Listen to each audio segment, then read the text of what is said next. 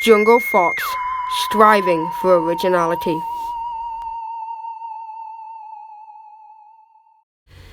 Leo's Fortune is an absolutely brilliant game that really shows what a mobile game can be if the developers try and put all their heart and soul into it. To be fair, this game was also released for PS4, so it does have a console pedigree, which may explain some of the brilliant graphical wonders of this game. So, this is the first level. It's called Trickery Trail. Now, you may have seen a bit of bad editing there, because honestly, I was just so newbie that I didn't really want to have to speak over 10 minutes of me failing that puzzle. So, let's just take a moment to appreciate how good the graphics are and appreciate how bad my editing is as we go through yet another seamless cut. This is another one of the mechanics that this first level showcases, diving. Now, I don't have time for lift rides, although I really did put a bit too much momentum into this section. Now it's for the next puzzle. You have to wait long enough so this platform extends out, and therefore you can climb up it to get to the next section before it closes on you. I personally think this next puzzle is really cool. You have to open the platform at one side, and then you have to close it again so you can get through the gap into the next bit of the level. And here is where the danger really starts in this game. First, you have to navigate yourself around some of these spikes by using momentum to get yourself around the loop-de-loops. Then you're into this dangerous lava and fire section. You have to use this swinging platform as a seesaw to get yourself enough momentum to carry yourself over onto the next platform. I was lucky here because I basically messed it up and then made a great save. Now you have to push this iron ball into this gap to pull down a platform so you can access the next area. Now it introduces another key mechanic, floating.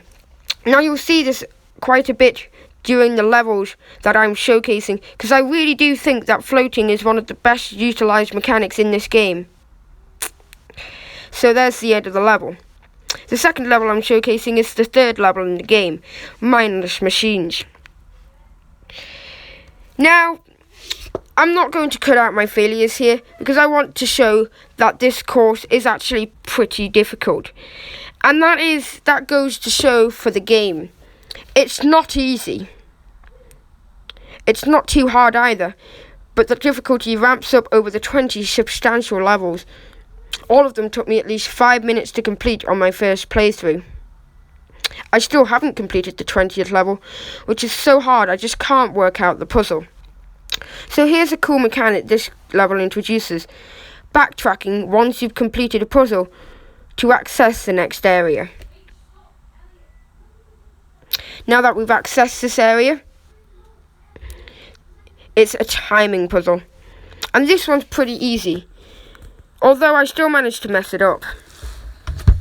So you've got to get through the spiked platforms by timing your jumps to get through, and also being pretty precise and accurate with them.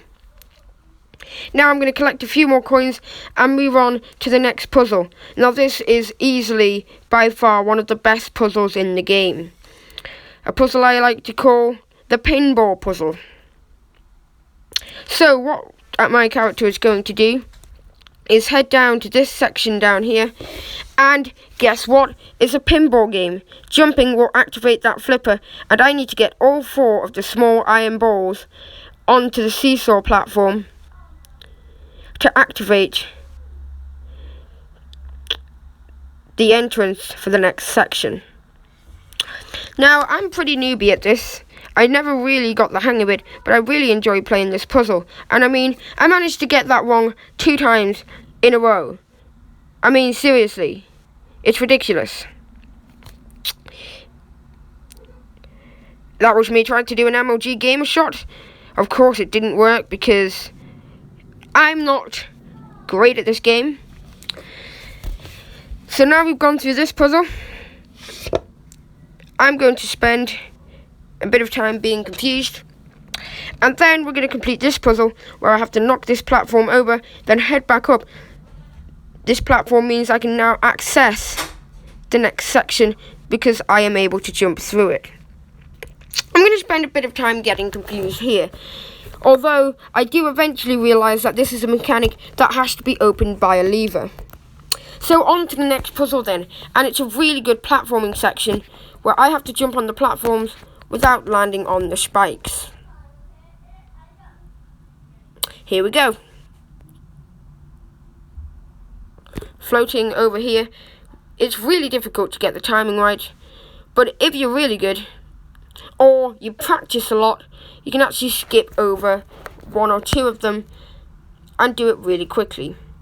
This is me trying to do it quickly, but being an absolute failure at the game. So, platforming through this section is really, really fun. And eventually, the level just ends. So, this is level A. You get this level after completing all the levels in Act 1 with enough stars. This level is called the Carnival. You have to try and complete as many laps as possible of the course before the timer runs out, striving for a personal best. There are lots of small little optimizations you can do here and there, but my favourite and by far the best shortcut is this one, skipping out a full loop and saving about 3 seconds. Now, me not being great at the game, I messed it up a bit, and here we have it. The footage is sped up because I'm doing just another lap of what is basically the same thing. Although, as you can see, it is really fun because you've got all the loops and all the obstacles to navigate. So, let's see how many laps I get. And there you have it, 2.1446 laps. This is the final level I'm showcasing in this video. This is level 11, all the way in Act 3, where the difficulty by now has really ramped up. This level is called Olga's Contraptions. As you can see, I am being a bit newbie during the first puzzle, although I will manage to jump over the spike ball and go on to the next one. Using the same diving mechanic we used in level 3 and in Carnival level, we can get past these spiked balls and then navigate a tricky platforming section, although I've had a lot of practice, so I can do it pretty well without dying. Now you have to float through this section, another section utilising the floating mechanic, which I really love in this game.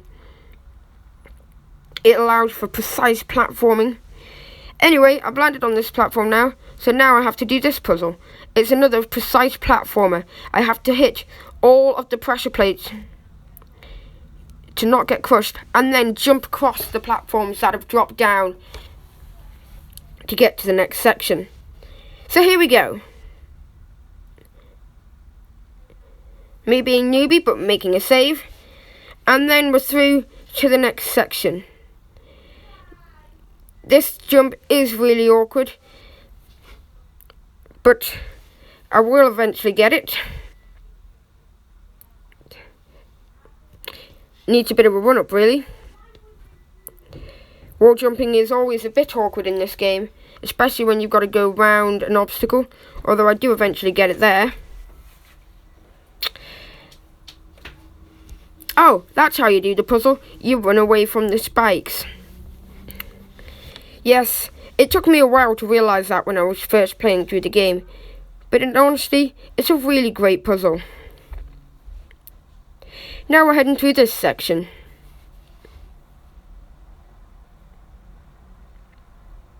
So we're going to head through this precise platforming section, not as precise as some of the sections earlier. Got to float through this section, and here is by far my favourite part of the game. It took me ages to get the hang of this when I first played it, but now when I play it back, I love playing this section. Floating through. And here we go for the final and massive puzzle of the level. I'm not going to show you the whole thing, because honestly, it just takes ages. And it is really quite difficult. Also, I lost a bit of recording footage because I accidentally turned off my phone in the middle of this puzzle, so I don't have all the recording footage. So I'll just show you what the concept of the puzzle is. So then, Leo's Fortune is an absolute brilliant game, and I urge you, if you haven't played this game already, go and get it off the App Store. It is amazing. I can't stress how good this game is. So then, thank you for watching my video. I hope you've learned about this brilliant game. If you want to see more content, feel free to leave a like and subscribe. See you later.